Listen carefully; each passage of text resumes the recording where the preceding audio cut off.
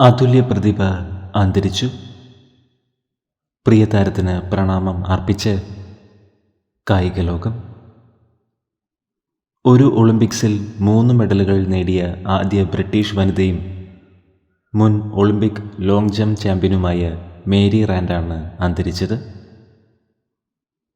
86 വയസ്സായിരുന്നു.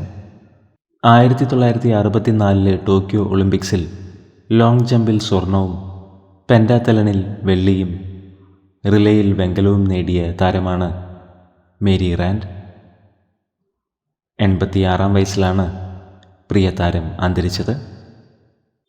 മാർച്ച് 27 അന്ത്യം സംഭവിച്ചത്.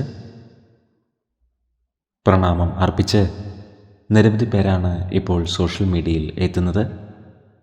അതുല്യ പ്രതിഭയുടെ ആത്മാവിന് നിത്യശാന്തി ലഭിക്കട്ടെ എന്ന് നമുക്ക് പ്രാർത്ഥിക്കാം.